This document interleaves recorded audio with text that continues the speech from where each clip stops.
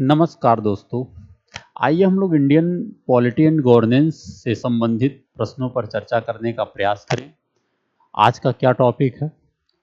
आज का टॉपिक है इमरजेंसी से संबंधित आपात उपबंध। जैसा कि आप जानते हैं,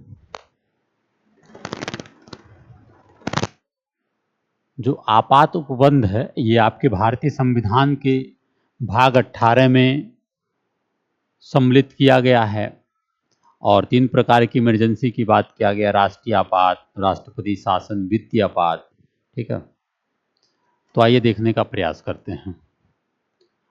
आपात उपबंध देखिए, भारतीय संविधान के भाग 18 में अनुच्छेद 352 से लेकर 360 तक आपातकाल से संबंधित उपबंध किए गए हैं। जैसा आपको हमने बताया, यह सामान्य स्थितियों में तो संघात्मक स्वरूप के रूप में कार्य करता है, ये जो आपात की व्यवस्थाएं हैं, लेकिन आपातकालीन परिस्थितियों में यह एकात्मक स्वरूप में कार्य करता है।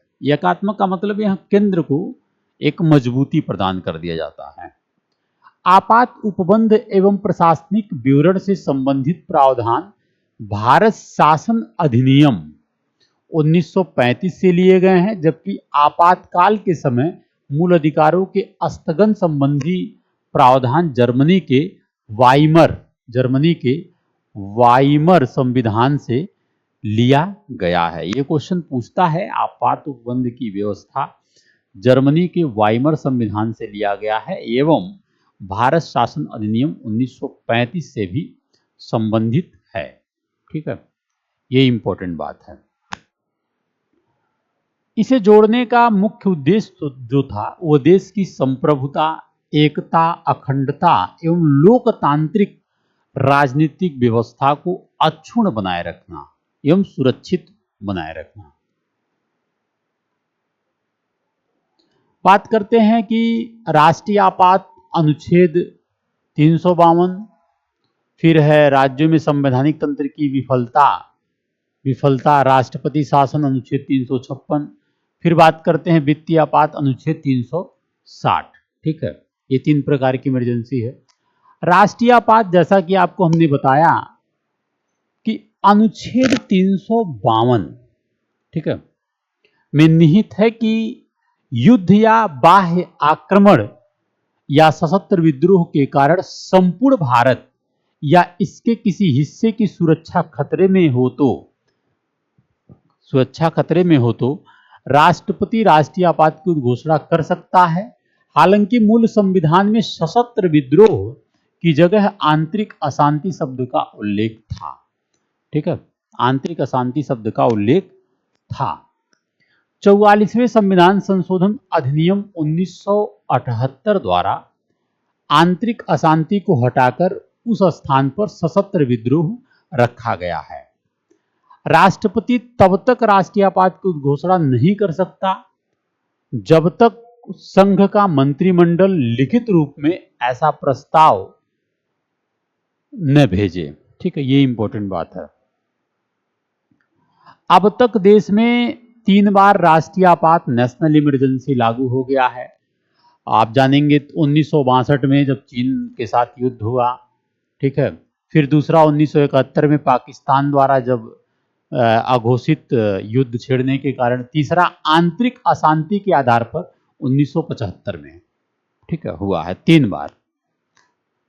दूसरा है राष्ट्रपति शासन, जो अनुच्छेद 356 में बताया गया है।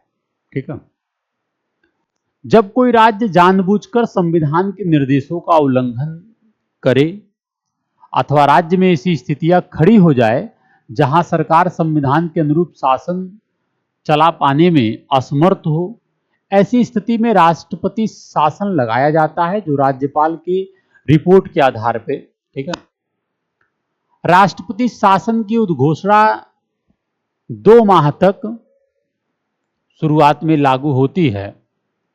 2 माह तक अगर संसद दोनों सदनों के द्वारा अलग अलग साधारण बहुमत का अनुमोदन कर दे तो यह घोषणा 6 माह के लिए बढ़ जाता है।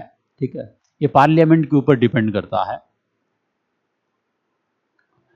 नेक्स्ट है कि वित्तीय आपात, फाइनेंशियल इमरजेंसी। हालांकि इसे अनुच्छेद 360 में बताया गया है और अभी तक भारत में वित्तीय आपात नहीं लगा है, और राष्ट्रपति को ऐसा समाधान हो जाए कि भारत या उसके किसी राज्य क्षेत्र में या किसी भाग में वित्तीय स्थायित्व एवं साख जो है संकट में है, वित्तीय स्थिति संकट में है, तो वह इसकी उद्घोषणा कर सकता है। ठीक है। और दूसरी बात, 44वें संविधान संशोधन अधिनियम 1978 में राष्ट्रपति की जो यह संस्तुति है वित्तीय आपात का, इसे न्यायिक पुनराविलोकन यानी न्यायिक समीक्षा के दायरे में ला दिया गया। शुरुआत में नहीं था लेकिन अब ला दिया गया है। ठीक है। और वित्तीय आपात की घोषणा भी 2 माह तक लागू रहती है, लेकिन इसे संसद जो है साधारण बहुमत के द्वारा आगे भी बढ़ा सकता है, और राष्ट्रपति इसे जब चाहे तब वापस ले भी सकता है। ठीक है, वित्तीय आपात को। इसी प्रकार राष्ट्रीय आपात की भी समाप्ति साधारण बहुमत के द्वारा हो जाता है। राष्ट्रपति शासन की भी समाप्ति राष्ट्रपति स्वयं ऐसा कर सकता है। और वित्तीय आपात के बारे में तो आपने जाना। नेक्स्ट हम लोग बात करते हैं कुछ अनुसूचित जनजाति एवं क्षेत्र के बारे में, जो प्रमुख रूप से भारतीय संविधान के भाग 10 में, भाग 10 में आर्टिकल 244 के तहत बताया गया है। 244 खंड 1 खंड 2 के तहत इसके बारे में बताया गया है कि अनुसूचित एवं जनजातीय क्षेत्र। आपको पता है कि भारत के राष्ट्रपति के पास यह शक्ति है किसी भी क्षेत्र को अनुसूचित क्षेत्र घोषित करने का। ठीक है, राष्ट्रपति के पास यह शक्ति प्राप्त है। तो इस प्रकार थोड़ा सा बात करते हैं कुछ इस भाग में, भाग 10 में कुछ अनुसूचियां भी, जैसे कि आप देखेंगे अनुसूची 5, अनुसूची 6। जैसे भारतीय संविधान की 5वीं अनुसूची में राज्यों के अनुसूचित क्षेत्र व अनुसूचित जनजातियों के प्रशासन व नियंत्रण के बारे में चर्चा किया गया, लेकिन इसमें कुछ राज्य को छोड़कर, जैसे असम, मेघालय, त्रिपुरा और मिजोरम। असम, मेघालय, त्रिपुरा और मिजोरम, क्योंकि असम, मेघालय, त्रिपुरा और मिजोरम जो है इसे हम अनुसूची 6 में रखते हैं। ऐसे जो अनुसूचित जनजाति वाले क्षेत्र हैं इसे हम 6 में रखते हैं, तो 5 में इसको नहीं रखा गया है। ठीक है, 5 में जो है नहीं रखा गया है। संविधान की 6ठी अनुसूची में असम, मेघालय, त्रिपुरा और मिजोरम के जनजातीय क्षेत्र के बारे में पृथक व्यवस्था की गई है और उनके प्रशासन के लिए उपबंध किए गए हैं, जो कि आर्टिकल 244 का खंड 2 में 2 से संबंधित है। ठीक है, और राष्ट्रपति को ये शक्ति दिया गया है, आपको पता है कि अनुसूचित क्षेत्र घोषित करने का। ठीक है, और ऐसे जो क्षेत्र होते हैं, अनुसूचित क्षेत्र होते हैं, संबंधित राज्य के राज्यपाल से राष्ट्रपति रिपोर्ट प्रतिवर्ष मांग सकता है। ये भी राष्ट्रपति के पास शक्ति है ऐसा। ठीक है, नेक्स्ट बात है कि भारतीय संविधान के ही एक भाग है, भाग 17।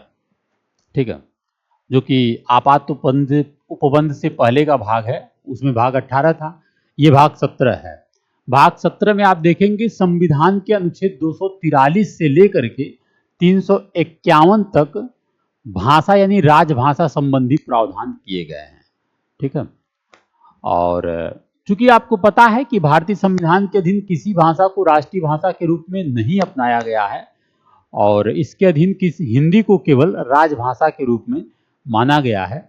संविधान की 8वीं अनुसूची में मूल रूप से 14 भाषा थी, लेकिन संविधान संशोधन करके वर्तमान ये संख्या जो है 22 हो गया है। ठीक है, 8वीं अनुसूची में, जो कि इंपॉर्टेंट है। तो ये रहा कुछ very important topic, next class में और देखेंगे। जय हिंद।